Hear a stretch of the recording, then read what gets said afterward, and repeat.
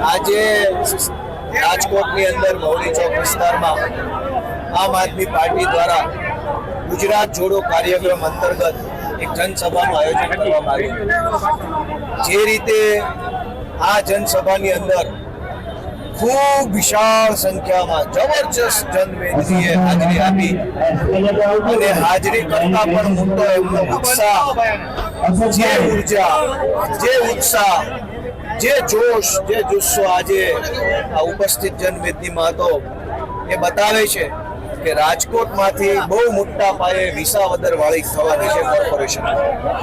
રાજકોટ શહેરમાં છેલ્લા ઘણા વર્ષોથી ભ્રષ્ટ ભાજપ પાર્ટીની મહાનગરપાલિકામાં સરકાર છે। આ સરકાર કોઈ પણ પ્રકારનું લાંબા ગાળાનું આગોતરું આયોજન કર્યા વગર માત્ર પૈસા ખાવા, લોકોને ધક્કે ચડાવવા, રોડ તૂટેલા, પાણી અનેક વિસ્તારમાં આવતું નથી, ગટરોના ઠેકાણા નથી, ટ્રાફિકની સમસ્યા, પાર્કિંગની સમસ્યા, લાંબા વર્ષોથી ભાજપની બોડી હોવા છતાંય આટલી સમસ્યા જનતા ભોગવી રહી છે। ત્યારે આજની આ જનસંખ્યા એટલે કે હાજરી અને એમનો જોશ એવું બતાવે છે કે જનતા હવે બિલકુલ પરિવર્તન કરવાના મૂડમાં છે। બોટાદમાં છેલ્લા 3 દિવસથી શાંતિપૂર્વક રીતે આંદોલન ચાલતું હતું। ખેડૂતો ભજન કીર્તન કરતા હતા, ભગવાનનું નામ લેતા હતા અને પોતાની વ્યાજબી માંગણી સત્તાધીશો સામે મૂકતા હતા। કોઈ એમાં બિનજરૂરી કંઈ હતું નહીં। આજે રાજુભાઈ અને ઈશુદાનભાઈ ગઢવીના નેતૃત્વમાં એક કિસાન મહાપંચાયતનું આયોજન હળદર ગામે કરવામાં આવ્યું હતું। શાંતિપૂર્વક રીતે કિસાન મહાપંચાયત ચાલુ હતી। એ દરમિયાન બોટાદ પોલીસે બહારથી કેટલાક બુટલેગરો અને અસામાજિક તત્વોએ ટોળામાં ઘૂસેડી પોલીસે લાવેલા માણસોએ પથરાઓ ફેંકવાનું પોલીસ ઉપર ચાલુ કર્યું અને એના પછી પ્રી પ્લાનના ભાગરૂપે કાવતરું આયોજનબદ્ધ રીતે ગામના લોકોને ચારો તરફથી ઘેરીને બેફામ રીતે મારવામાં આવ્યો।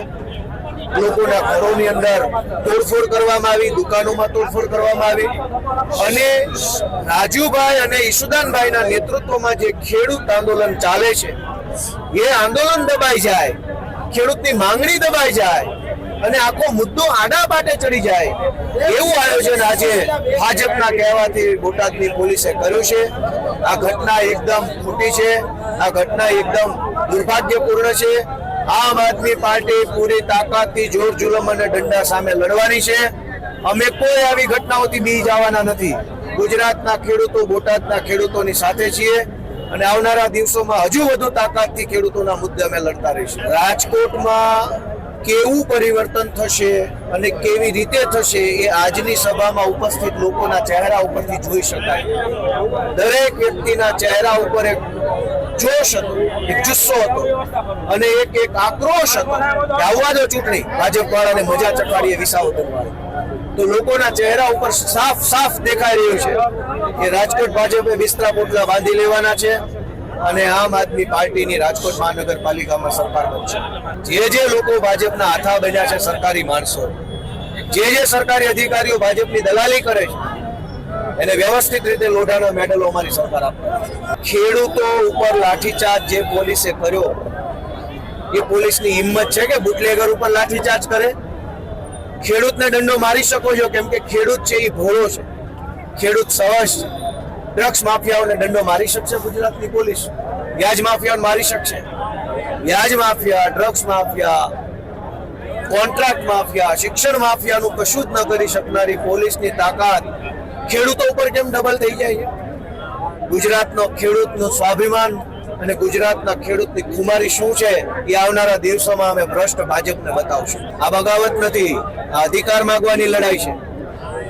બગાવત તો ભાજપે ખેડૂતો સાથે કરી છે। જે ખેડૂતોએ ભાજપને મત આપ્યા એ જ ખેડૂતોને માર માર્યો, બગાવત ભાજપે કરી છે અને ખેડૂતો પોતાના અધિકાર માગી રહ્યા છે। આમ આદમી પાર્ટી અમારા નેતા ઈશુદાનભાઈના નેતૃત્વમાં ખેડૂતો માટે પૂરી તાકાતથી લડાઈ લડવા માટે સુસજ્જ છે।